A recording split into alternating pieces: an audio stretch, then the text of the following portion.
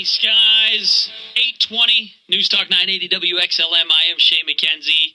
Excited to bring out our first guest of the day, former UConn kicker, still holds a few records there, if I'm not mistaken, Dave Teggart. Thanks for calling in this morning, Dave. Thanks for having me, guys. And I met you when you were just an intern at the Connecticut Tigers, and now here you are. Got a nice little tryout last year with the Chicago Bears, and now you're starting your own kicking school, right? Yeah, absolutely. Getting it going, just back in the area, actually, and, getting this this kicking service going for kickers of all levels. How can people get information on it? What's the website, phone number, that kind of thing? You can go to the website, TeggartTotalKicking.com. Actually, we're still under construction a little bit, but, we have a couple of dates set and, some good information in there. You gave old Robbie Gould a run for his money in that tryout with the Bears there. Talk a little bit about that experience. I don't know about that, but yeah, it was a good experience. I got a chance to, all those guys took care of me out there. I got a chance to, kick and compete against Robbie Gould, and anybody who knows football knows Robbie Gould. He's probably one of the most accurate kickers out there right now, and it was a great learning experience. It gave me a chance to, get right up and personal and just learn from the best.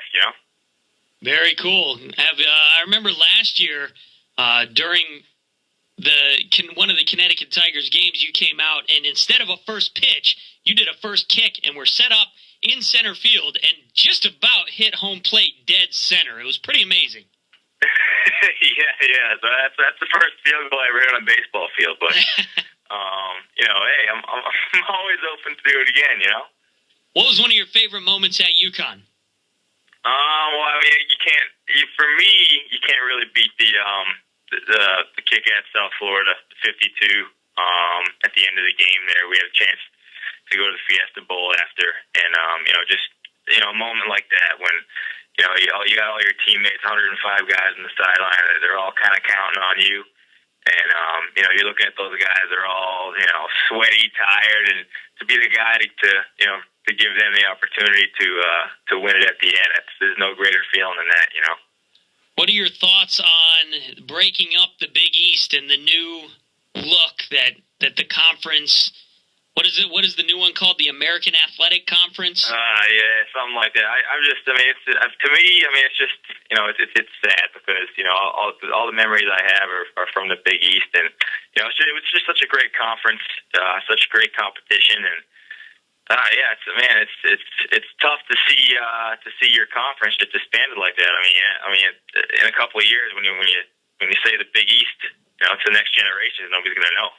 Yeah, exactly. And all the talk since they talked about breaking it up and the new alignments and everything has been how it's going to affect basketball, but it's going to affect football too. Every sport is going to be affected by this, right? Yeah, no, every sport, and like I said, all the competition. The West Virginias, the Syracuses, all those big name schools that we're the good competition are no longer going to be playing against each other unless it's an out of conference situation. I think you might agree with me, and if the timing works out, maybe you were attending UConn at this time, but that UConn Syracuse, what was it, 5 overtime game in the Big East Conference tournament a few years back. Yeah, just one of the most rivalries like that. That's a good point right there. All kind of forgotten now because everybody's off to their new conferences. Just kind of a shame. Some new rivalries will be started, though. I know that my alma mater, UCF, is now going to be in the same conference as UConn. So, I'll have to do some rooting against UConn from time to time now. But I don't know. Come on, man. I don't know about that. But definitely. But we picked up some good teams. It's still going to be a great schedule. It's still going to be fun to watch, and I'll be out there to every game I can this year at Rentschler Field. Very cool. All right, Dave Teggart, give out the contact information one more time. So if any young aspiring kickers out there want some instruction, they can learn from somebody who's been there. Yeah, we're at TeggartTotalKicking.com, and again, kickers of all levels, want to get involved, want to get going. Just kind of want to get my name out there to any high school coaches who want to bring me in. We have a camp date set July 20th in Worcester, Massachusetts.